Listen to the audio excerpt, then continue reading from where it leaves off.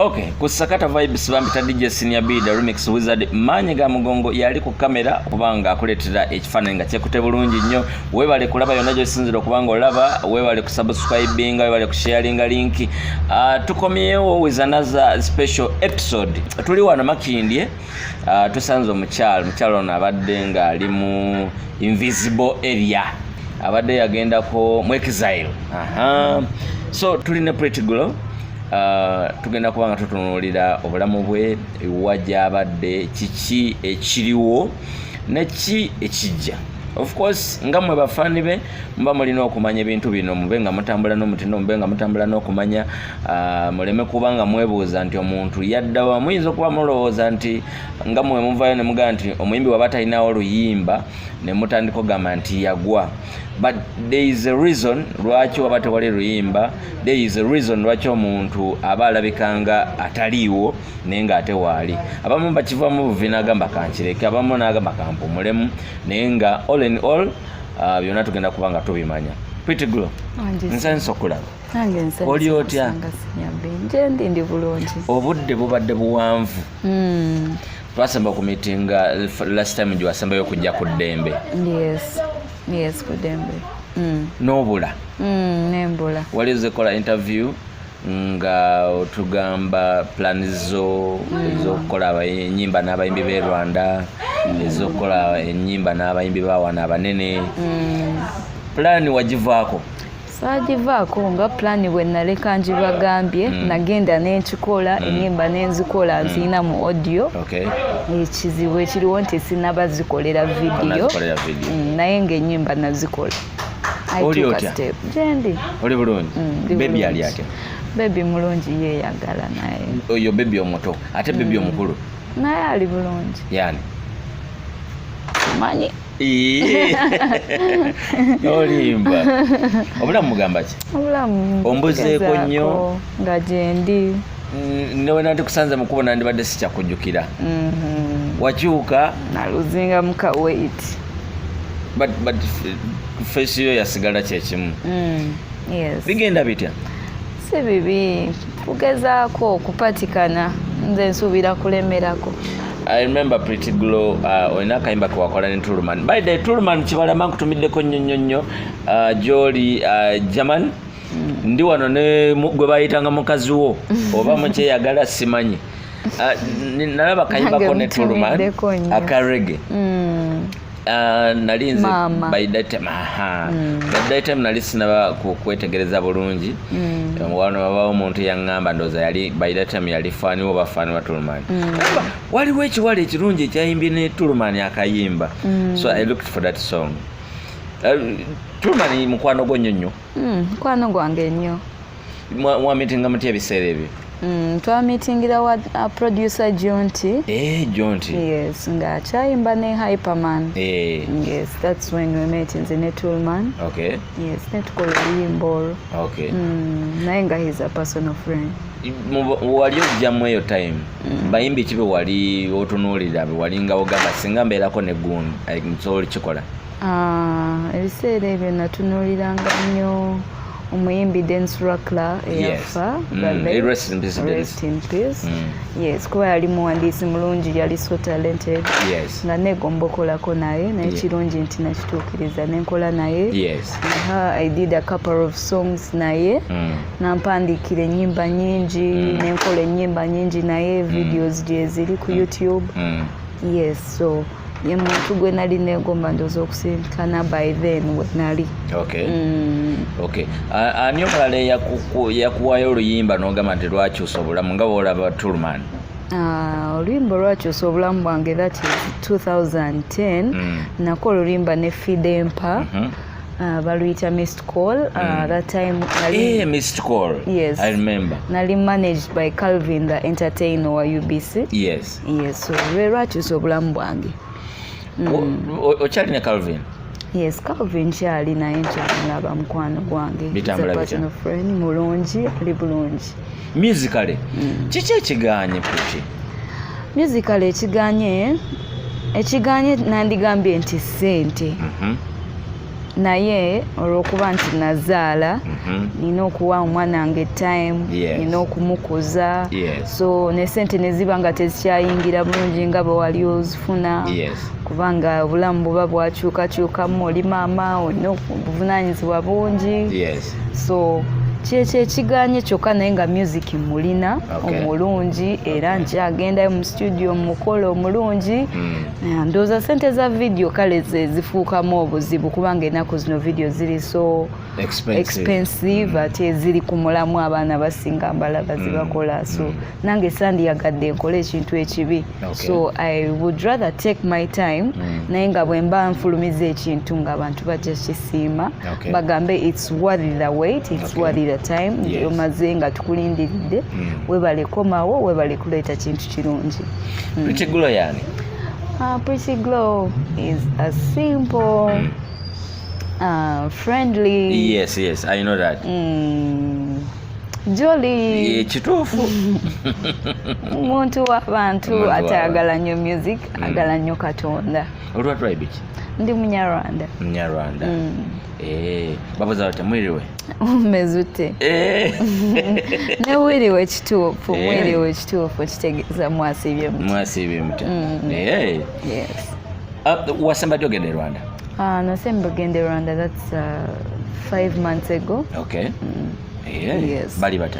Balungi, nakola projects nyingi ne DJ Piers. All right. Yes. N'abaana bangi gye bali abalungi abayimba obulungi. Okay. Yes, so enyimba we ziri ennungi, ziri very beautiful. Twogere ku rise of Pretty Glow. By that time wajira bawala ki abaaliwo abali bakutiisa bye wali ogamba I want to battle that, I want to njagala kuyisa oyo? I have never felt like that nti waliwo yali yansinga, because nange kye nali nkola nali nkyekkiririzaamu naye ng'abaana abalungi baaliwo nga bakola bulungi. I remember waliwo Lian, yes, by then. Waliwo Priscilla Kalibala. Yes. Niyo mulala. That was the time of Rema. Yes. Keko. Yes. Shiba. Yes. Twali bangi by then. Ne bwe mwasanga bali bayimba nga Grace Nakimera. Yes. Leila Kayondo. Ne Rena. Yes. Industry yali congested ate ekirungi buli omu yali ayimba bulungi nga ffena tuli bato nga tuli joli tweyagala nga buli omu akola kyayagala ate any given time nga buli omu asobola okwekolera video nga buli omu akikwasaganya mu ngeri yesu. Okay. It was a good time. Okay. Ebiseera ebyo tekyalinga nnyo ku Kivulu nga ennaku zino nti omuyimbi abeera n'ennyimba 2 n'ategeka concert. Yes. But mwabeerangawo ne muba n'ennyimba nga zimanyikiddwamu ng'ogenda ku bivulu n'okubya abantu enduulu. But mwali temukola nnyo bivulu. Mwali mufuna mutya ssente? Ngeri gye twali tufunamu ssente biseera ebyo abantu abawagizi baali bangi nga nze abawagizi nalina bangi, emikwano emirungi mwe nagijja, nafunamu emikwano mingi mu bawagizi abo baali basobola okumpeesaawo for survival, baali bambeererawo ng'abantu bangi bemmanyi, nali mmanyi abantu bangi. Tekijjaawo nti sikyabamanyi oba tebakyamanyi, bamanyi naye time n'enkyukakyuka y'obudde yakyukamu nga omanyi nti there are ups and downs in life. Yes, byabaawo naye kati ndi mugezaako kwetereza nziremu ndabe nga nkomawo nga nkola kyensinga okwagala. Kirungi nnyo. Ebiseera ebyo baproducers kyabaaliwo. Wakolako ne Didi? Yes, Didi nakolako naye. Wakolako ne Washington? Nakolako ne Washington. Olimba baliyita Mora ku mutima. I think it was rahitinga nnyo in Kigali. Yes, it was one of the best songs. Wakolako ne Pademan? Pademan nakolako naye mu All Star Jam. Yes. Ate Croach? Yes, Croach naye nakolako naye mu All Star Jam. Ebiseera twalina Derek Pro? Yes, Derek Pro, Monster Studio. Nashwanda naye nakola naye. Remix nakola naye. Yes, Remix. Case nakola naye. Rickson Delgaza, Andre on the beat. Mbadde nja kubuuza Andre. Yes. Okyali in contact with Andre? Yes, so much. Yali akwagala nnyo? Yali agala engeri gy'ennyimba. Nawulira olugambo n'oluyimba lwe wasembayo kola naye yakuwa offer. Kyali kituufu? Yampazi offer nyingi kuba yampandiikira ennyimba nyingi, yankolera ennyimba nyingi for recording. So nakola ebintu bingi naye and I'm so proud that I met him by then. Yes. Okay. Okuba nti wali mukyala eyali omuwala nga muli bagimu mu industry, mwalinanga amaaso mangi agali gabatunuulidde. Omwo mwe muli abasajja bakufunanga? Be nayagalanga banfunanga nange ne mbafuna. Kyali kikwetaagisa ky'okwagala omusajja? Oli otunuulira ki? Si byamaanyi ndowooza. Love is just natural. Yeah, you just see someone, you like them. If you get along, well and good. Okay. All right. Yes. Omwo muwajja taata omwana? Yeah. Omumanyi? Mbuuliraako. I won't disclose. Nsuubira ensi emumanyi. Ensi emumanyi? Bawa yekyutika ye? Ne taata omwana wange. Taata omwana. Muli bulungi? Tuli bulungi, tugezaako. Mulungi. Ngenda kunyigirizaamu katono naye gwoli wange ojja kitegeera. Ndisimya byanyize ku kisenge. Wawulira otya bwe walaba sitole ya bbaawo nga balugamba abbye eryanda ly'emmotoka? Safaayo. Ettala ly'emmotoka? Safaayo. Wali mu kye kyakujja mu bwongo luli? Safaayo kuba nali manyi ekiri kutambula. Nali manyi ekiriwo. So it didn't hit me and kyekyaliwo nga mukyala we? Ekyaliwo nze kyenyinza okugamba nti ffe abayimbi tukola ebintu bingi, omuva resistance okutufura comeback, omuva ebintu bingi, omuyimbi asobola okukola ebintu bingi. So that story didn't hit me and sina kyamaanyi kyenyinza najjogerako. But those are stories. Okay. Yes. Nga gwabe obeera naye? Okay. Nga gwabeera nekyotika ye njagala otuyambeko tubulire ku bulamu bwe bwomulabako kuno kungulu.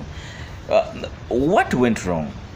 Muyimbi mulungi nnyo, ali intellectual nnyo, writer mulungi nnyo, alina access to studios, alina access to abantu abanene mu ggwanga muno. Lwaki music yamusuula? Music tamusuulangako, music amukola gyali. Nze kyendowooza nti abawagizi oba abantu baffe beetaaga otumakinga busy. Yes, let them make us busy. Kubanga bwe tubanga tetulina kye tukola kitegeeza mutufudde dormant. Yes. So ebizibu eyo gye tuyita munaye gye bitusanga naffe ne bitutomerera awo. Naye bwe banga tumakinze busy nga tulina kyokola, tulina work, kubanga mukimanyi nti work mulungi, mutuwe emirimu tukole, tubayimbire. Kubanga ekyo mukimanyi nti ddala tuli balungi mu kye tukola. Then make us busy, mutukozese. Tetujja kubaako ngeri gye tusanga bintu ng'ebyo ndowooza bisobola otuchallenginga nga tuli busy. Temulabika? Batwetaaga batufuna.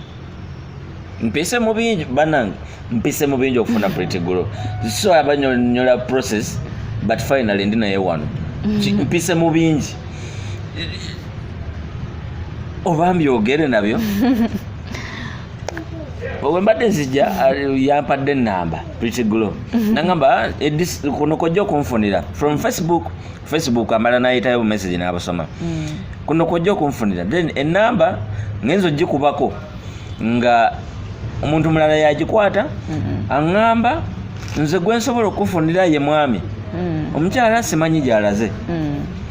Nze ne program nengivaako finally mbadde ndi awo nga nkubidde baide thank you so much abantu bangi akozesa program nagibuukako newe bale butagibuukako ansiri bwenti bwe mba nsikiriza okukola ekintu finally nkikola exactly thank you so much abantu abasinga bakulaba nga wakogga bakomparinga ne Pretty Glory omukadde yali munene nga atukula ati ali juice nga ali bootylicious webale nnyo era ne ku Facebook kamanya gonna gajja gakyuka the juice pretty the bootylicious the Munyarwanda girl bootylicious bwe tunulira kati muli tonafuwa mu mutima nalinga nafuwa naye engeri gye namanya nti ensi ejjudde challenges. Yes. When you hit yourself, yes, olina okuddamu n'osituka n'ogamba kati okay neekonye ngudde nyimuse kati ntandikiddewa. Yes. Oyimuka ng'oddamu ng'olwana kuba luno lutalo it's a battle. Okay. Osigala olwana paka bw'owangula. Okay. Kati namanya nti neekoona nengwa kati nyimuse nyina okuddamu nenwana nsituke nziremu mbere Pretty Glory mwali mumanyi naye ate namwe munyambeko tukolaganire wamu. Just give me your support nze gye neetaaga mumpe emirimu nze nkole mbayimbire mbasanyuse kuba nze ekyo that's why I was born to make you happy. So exactly bampe emirimu nze nkole omulibiri gujja kudda nja kuba ndekeddeawo okulowooza ku stress ennyingi bwetyo kutuulira ekitone kyange ekirungi ng'ekyo byebisinga okunstressinga n'okulya omubiri gwange. Wali baddekawo n'olowooza ku mikwano gye walina nga kati tegikyakuli kumpi? Njirowooza nnyo era mbasubwa nnyo mbaagala nnyo nkimanyi olunaku lujja kukya era bajja kudda mu bulamu bwange abaali meant to be abatali komawo mu bulamu bwange ndimanya they weren't meant to be. Yes, naye nga mbasubwa. Naye nga nkimanyi we shall meet up again. Waliwo kawayogedde wali n'ogamba nti aba basajja be walinga osiimye nga osobola okubaagala olina b'okyalaba? Abamu nkyabalaba. Bachakuvaluinga nga Pretty Glory? Yes, we are friends, we are close. Yes, we are good friends kuba sirina bulabe. Yes, sirina bulabe eri bantu. I don't harm people. Yes, I respect people. Abantu mbagala nga we bali. Buli omu ekitiibwa nkimuwa bwakigwanidde. I don't disrespect people. Sitwala abantu kintu kiri awo for fun. So tukolagana bulungi, tulina enkolagana nnungi n'abantu bange. Ne wano njagala kunyigiriza mu katono. Wali awo n'ogamba nti mu basajja bonna kozaalira ekyutika ye? Si nze nali awo Mukama ye yakola ekyo. So bwe kyajja n'ogamba kenfunye olubuto kantandika okubeera naye? Byonna byonna nze ekyenja osobola okugamba nti ezo zibeera ntegeka za Mukama kuba nze ne bwe nandiyagadde nga si ntegeka za Mukama tebyandibadde buso. Ezo bwe ziba nga zaali ntegeka za Mukama katubirekere Mukama yamanyi gye biridda gye birikoma. Yes. Then ekirala kino kyo gyogenda kunsonyiwa but social media ogimanyi oli celeb olina following abantu babe balina okumanya ate buli muntu ali mu butaala ayogerwako then kiri gy'oli okiriyalinga because mias simanyi naye nkiraba kyogerako nnyo abantu basonga mu kyutika ye okuba nti nno mulwadde wa siriimu. Tekikuluma? Tewali nze kinnuma kubanga nze nsuubira we tuba ba celebrities bigambo bingi bijja twogerwako. So ebiba bikuluma abakyalumwa simanyi kubanga be batwogerako bakyali mu mbuto z'abanyaabo. Naye ffe nga ba celebrities nze nsuubira kiryoko okunjogerako kino nekiri kubanga tuli bantu ate kiri okay. Abantu okubeera awo ng'omuntu agamba nti oyo mulwadde wa siriimu abalwadde ba siriimu bali bakigambyeko? Nange baali bakiŋŋambyeko olw'okukoga kuno kwe nakoga naye nga ddala ndi mulwadde wa siriimu siri mulwadde wa siriimu nze manyi ekyantuukako. That's why ndi gathering pieces zange nzipicking up nze nterere nzire mu kintu naye nga siri mulwadde wa sirimu. Ogenda tubulya ekyakutuukako naye katumenya tofunamu embeera n'otyamu n'ogamba bakangendeko mu ddwaliro neekebere? Sifunamu mbeera eyo kuba nze every after 3 months neekebeza. Okay. That's nice. Yes. Nice. Ogambye nti gw'omanyi ekyakutuukako. Twagala kumanya story. What happened? Eno enseera nga bwe tugibeeramu. Yes. Gye nagwira eyo ku mize nenjiga drugs. Drugs nezoonoona obulamu bwange. Yes. Nezibulidinga paka kati wano wendi. Naye weewaawo sifudde eyo. Yes. I am ready for a fresh start. Olugendo lwendimu lwa recovery, the road to recovery. Yes, nze kyendowooza. For it to make it simpler for me okuwona n'okutereera n'okudda mu bulamu buli omu bwe yali amanyiddemu kumpa mirimu nze nkole nange nve ku stress kuba stress eyo buli lwogirowoozaako ekupushinga okola ebintu bingi by'otandikoze. Of which it's normal, ffenna tuli bantu nsobola okitegeera n'omulala wekimutuukako kati nsobola okitegeera. Nsobola okweteeka mu bigere by'omuntu omulala nensitandinga nentegeera obuzibu bw'ayitamu nesitamusekerera nesitalowooza nesitamulowooleza bubi ng'abalala bandirowoozezza naye drugs zayonoona obulamu bwange naye nzuuno weewaawo nkomyewo. I wish the best for me and a good start. I have had issues about drugs. Specifically simanyi drugs ki. Ndabye Jack Chandiru. Fiye, then Pretty Glow, n'abalala. Drugs muba mutegeeza ki? Drugs ze boogerako ndowooza ze nandigambye drugs ezisinga okuba embi mu bulamu bw'omuntu baziyita heroin. Yes. Heroin bamukozesa ki? Heroin bamukola mu eno drug kije enjaga. Si njaga, enjaga eri okay ndowooza. Ano gye basniffinga mugundi mu mafuta cocaine. Yes, cocaine. Heroin bamukola mu cocaine, so eyo yenjaga embi eyonoonya abaana yeyonoonya obulamu bw'abaana abasinga obungi. Heroin baginywa batya?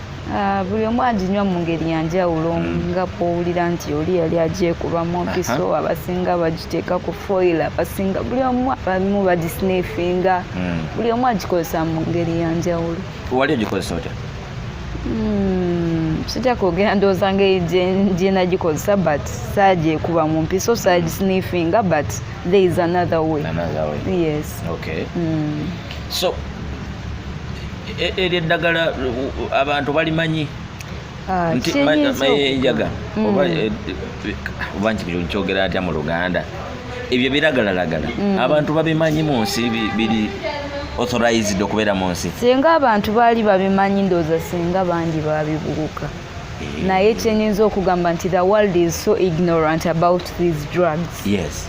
Abantu bangi tebabimanyi, abantu bangi zino drugs bazitandika nga tebazimanyi, tebamanyi bulamu bwe bayingiridde, naye drugs mbi nnyo ku bulamu bw'omuntu. Era omwana wo oba omuganda we nkeera n'akeera ng'akozesa drugs ezo mukwano, oba olina okumusabira nnyo n'omuteeka mu maaso ga Katonda, kubanga si byangu, si kyangu okukivaamu bw'oba okiyingidde. Kitandika naawe na birowoozo byo and the people around you bwe baba nga bayimiridde naawe osobola okuwangula.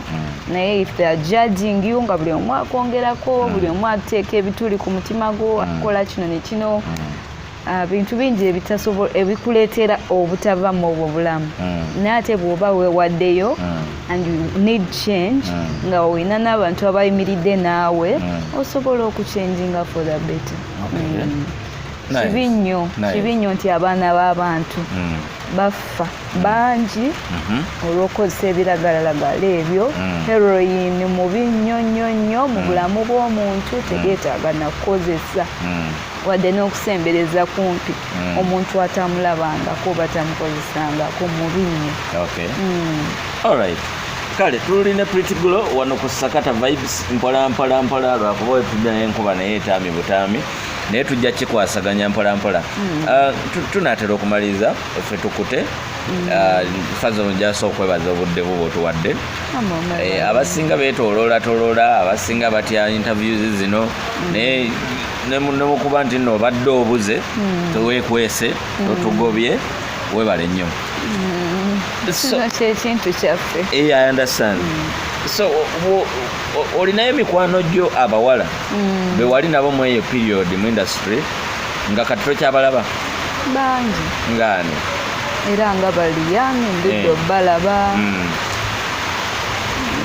abayimbi abasinga bonna ndudde obbalaba mikwano gyange kuba ndooza specifically sikyagenda ku concerts mba sirina kintwalayo nga sigenda kuyimba ndi muyimbi kimpisa bubi okuba nga nyimiridde backstage nga abalala bayimba siyimba siraba kiba kintwalayo so ekikulu ekiba kintwala mu bivulu ne lwaki nsobola okukkiriza nemala sleepless nights nga neetooloola mu ndongo nga nina kyenkola nange ekigasa nga nze musically so wemba nga nange am involved mu ekyo ekintu I am willing okuzunga nange nenfuuka team no sleep nentambula nenkola nga abalala naye bwemba sirikola mba siraba lwaki mba sigenda mbuliri bwange nembeera n'omwana wange mu famire yange. Mwana muwala mulenzi yani bamuyita Ndamukunda. Omwagala nnyo limala nabumaze eri linnya omwagala nnyo Ndamukunda bambi ali fine. Yes, ali fine. Myaka emeka kati? Alina omwaka gumu n'ekitundu kati. Mwana muto? Mwana muto naye wabuula emyaka ng'esatu emabega mbadde wanyi omwana ali myaka ng'esatu. Ekyo ekyabaawo nti drugs naziyiga before nga sinaba kufuna mwana oyo kati time eri wasted ennyingi yagetinga wasted nga njize drugs ezo ate n'ogatako this period of time ate gyenagatako okuzaala omwana so that's quite a long time of a big time yes okubanga neetereeza kati kiyina si kyangu naye ate nga nina okikola kubanga nkyetaaga ate nkyagala. Nice. Bw'oyogera nti nno bwe watandika drug wazisanga mu dduuka n'ogula wali mu kikoosi ky'abanno wali eyakulagirira nti kano kakola bwe kati yali birthday yange nga omanyi friends are there ne bantwala like for an extra birthday party. Yes. Muvudde ku ntegeke webale nnyo naye ne bagamba tugende walala alinywa nga manyi ndi kunywa wiidi owa bulijjo njage ya bulijjo but it's unfortunate nti byali birala bye sitamanya ebyakyusa obulamu bwange. So bwe wanywa that the first day wawulira nga oyagala kweyongera? Nawulira nga bino byanjawulo nnyo toweetaaga kubiddako.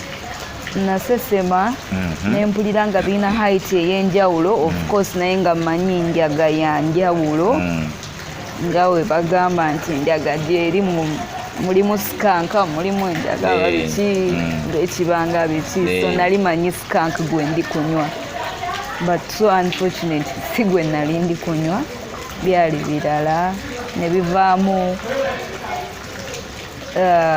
habit nekula nekifuuka addiction.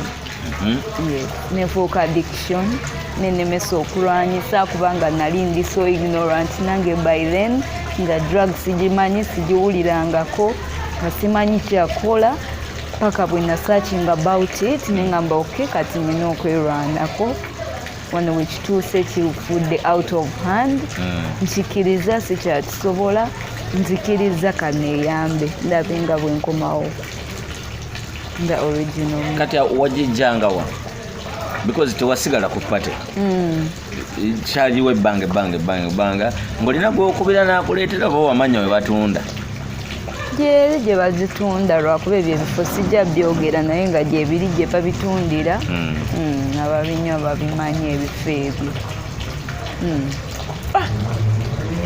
bannaye bintu bituyisa byewuunyisa ate nga bituufu. Naye nga drugs ezo mbi nnyo, seegomba muntu yenna, mbi nnyo. Era singa omuntu yenna ali eyo ng'alina omukisa nga takozesangako drugs ng'ezo tazeegombanga, teyeegombanga, tewali na mukisa, tewali kirungi kirimu drugs ezo wabula okusaanyaawo obulamu omuntu. Oyogedde n'ogamba nti abaana b'abantu bafa. Eyo esinga kozesebwa bawala? Abalenzi n'abasajja bonna bafa, bakutuka ne bafa, oba tebagifunye abamu bafa. Have you seen people in that scenario? I have. Mu period gy'wamala ng'ogikozesa? I have. Ng'abantu tebafa? Bafa. Mmwe ababa munywa naye muba mukimanyi. So bw'oba togifunye kikuyisa bubi nnyo? Kikuyisa bubi nnyo, mwe muviiramu abamu abali weak ne bafa. Ebyaddala ddala? Ng'olina ogifuna every day of your life, like every day of your life efuuka part of you, nti nina okukeera nga ndowooza nzijewa ekintu kino ekyafuuka part of ng'emmere. Nehe weebaka olowooza ntandikiddewo enkya. Tebiri expensive? Biri expensive. But muteekamu? Yes, oteekamu kubanga oba wafuuka part of it nga tolina kyakola. Bwe kibanga okugivaako kuzibu nnyo, wakikola otya? Nga bwe nkugambye nti oteekayo nnyo ebirowoozo ne support abantu b'oba oyina bwe baba nga bayimiridde naawe nga tebakujajinga, tebakuvumirira. Kale ne bakomyawo omukwano guli ogw'edda gwe baalina gy'oli ne bamanya nti watomera wazigwamu kati tukoze tutya okuyamba omuntu waffe gwe tukkiririzaamu, gwe tumanyi nti yali muntu w'amaanyi, yali muntu mulungi, ekizibu ekyagwawo kyekino, bwe kivaawo ajja kutereera, bwe mulwana asobola okutereera. Okay. All right. Tweyanziza nnyo nnyini ddala akadde kano. Nja kusaba weeyo obubaka eri abawala batwalibwa ne groups ne bayingira ebiragalalagala. Then oweeyo obubaka eri abakyala abali mu bufumbo naye nga babulagajjalira. Bw'obanga gwe mu situation ezo zonna osobodde okuba nga oli n'omuntu wo era ng'okuuza omwana, ababalagajjalira obufumbo obabuulirire. Tandika n'abawala abayingira ebiragalalagala olwa groups, peer pressure. Abawala abakozesa ebiragalalagala olwa peer pressure olwa groups embi, gundi yeyantwala, gundi yeyansikiriza, ebyo. Kati tulekeraawo okwekwasa nti gundi yeyansikiriza, gundi yeyantwala. Bw'oba nga wazigwamu okoze otya okuva mu ekyo ky'olimu?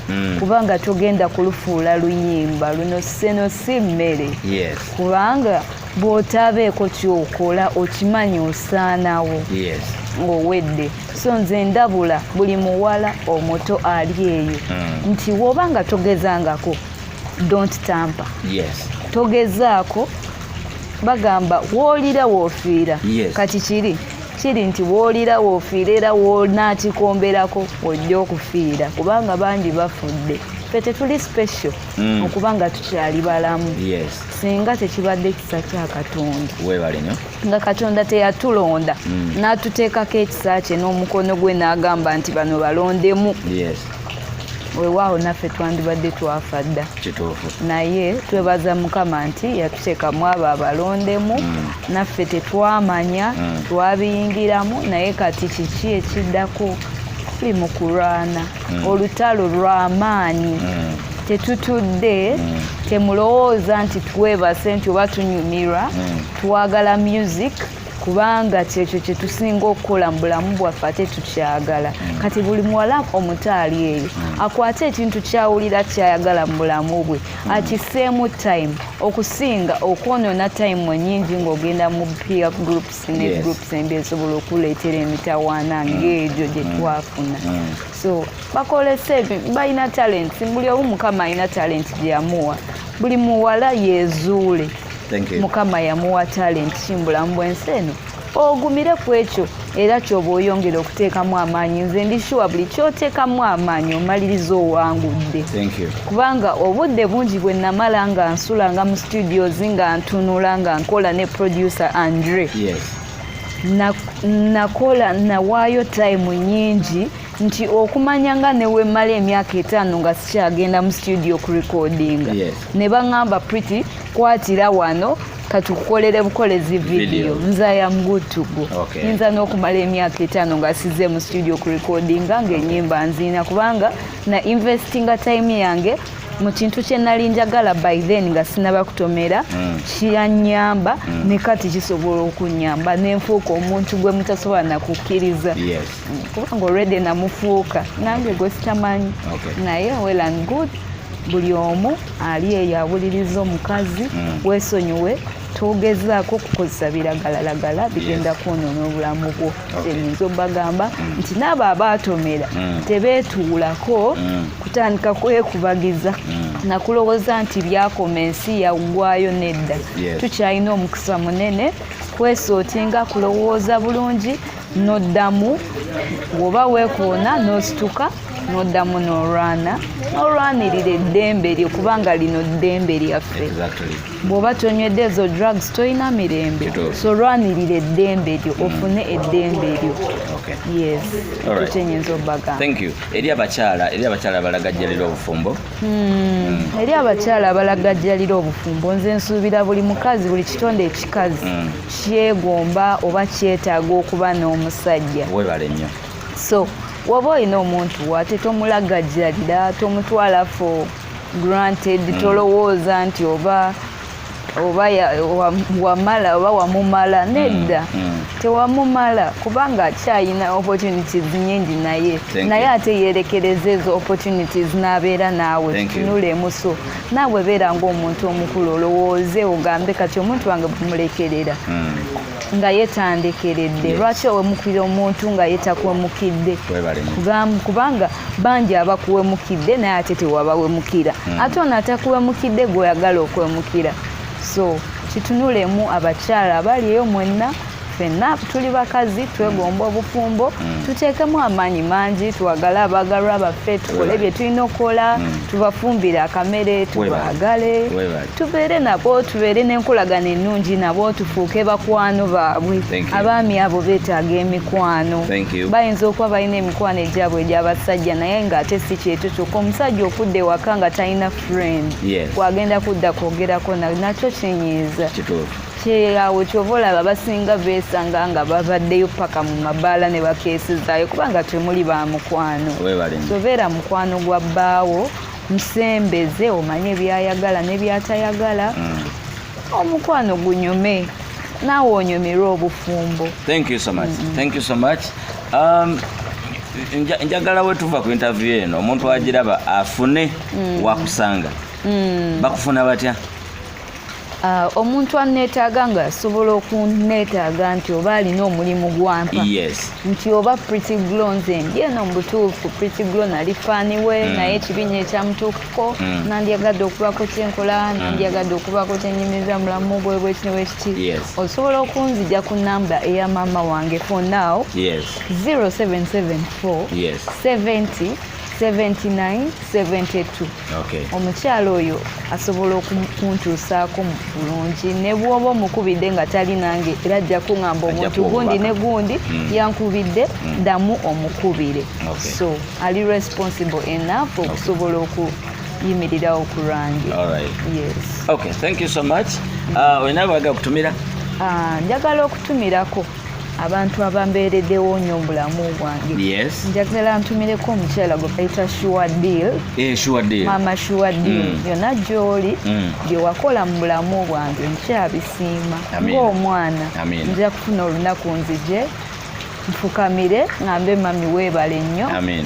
Kama kumpeera omukisa mu byonna bye wankolera wayimirira nange nkimanyi okimanyi mukama kikumpeera omukisa ogutaliiko buyinike bad black wayimirira nange wakola omuzadde wange kye yalemwa okukola n'okikola nonsasula sente nnyingi ennyo bwe ziti empitirivu nontwala mu rehab nenkuddukako mukwano gwange nkwagala nnyo saakudduka nti olw'okubanga nali mpulira nti oba ndi w'amaanyi nti oba nali saagala kuwona okuwona nali nkwagala nga bw'ondaba ndi kugezaako era nkyalwana naye ekyanzirusa kyali nti nali nina omwana obuvunaanyizibwa obw'omwana omuto ow'emyezi 3 nga mpulira kizibu nnyo omutima gwange okulekawo omwana omuto bebi wange omwana omuto gwe nakazaala omwana omulungi kuba nali ndaba nga nina gold by then nga just n'okumutunuulirako obutunuulizi kinko amaanyi kimmala so nali mpulira ng'eyo time sobola kugyebakamu mu rehab nembeera comfortable nendowooza nti no buli kimu kiri oke kyekyanzirusa mu rehab nga nina okusanga omwana wange ate era kirungi nti kyanyamba time gye namalayo era yanyamba so Bad Black mwebaza nnyo okuyimirirawo ku lwange okuvaayo n'atanjajinga nanjagalanga bwe kyali nkwagala nnyo nange mukwano gwange Bad Black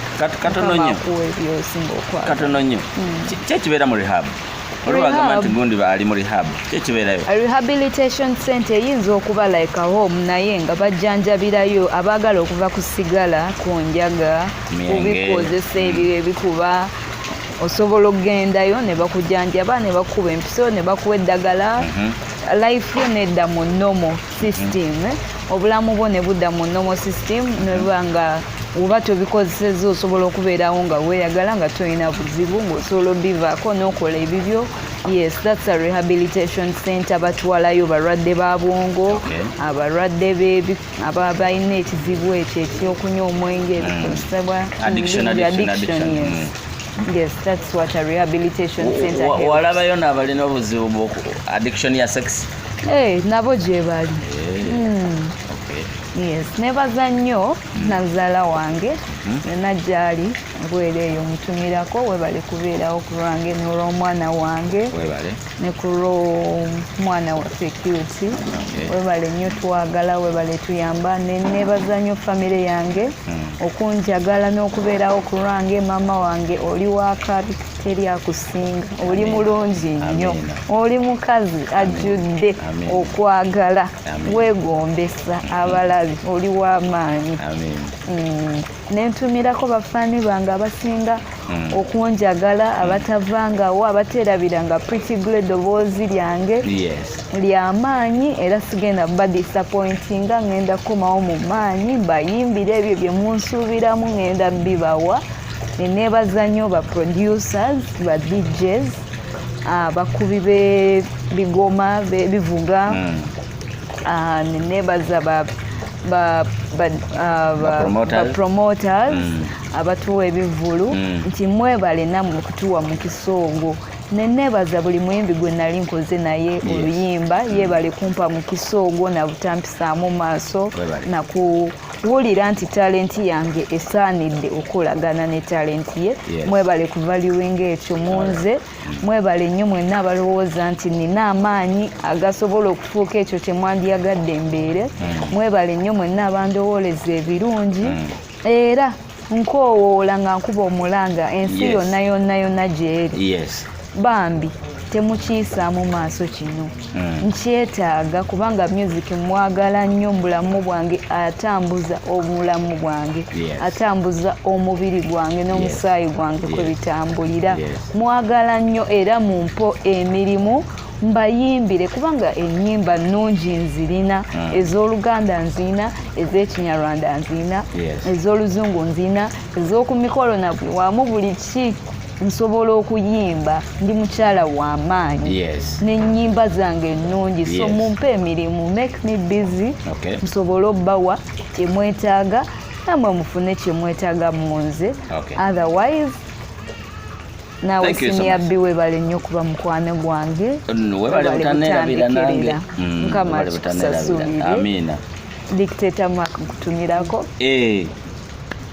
DJ Jacob mirako mwena mbagala nnyo muli bangi sijja bamalayo Andre on the beat nkutumirako naawe bala obudde bwo bwonna bwe wanteekamu Rickson Delgaza ampandikira ennyumba zange z'Ekinyarwanda naye mutumirako ne Paul Shan bonna mbagala nnyo ekiseera kitono osobola bamalayo bonna naye mpola mpola ntyanga bamenya mpola mpola mumanye abantu abayimiridde mu bulamu bwange kye bakoze mu bulamu bwange mwebale nnyo mikwano gyange obutandekerera mwebale nnyo mbagala nnyo buli akola kyonna okubeesawo Pretty Glow bulungi mukama akuwe kyosinga okwagala mbagala nnyo amina okay bwetu badde nze DJ Senior Bida Remix Wizard Manyiga Mugongo yali kamera tubadde ne Pretty Glow webale kulaba Sakata Vibes yonna gyesinzira mukama wawo mukisa ciao ciao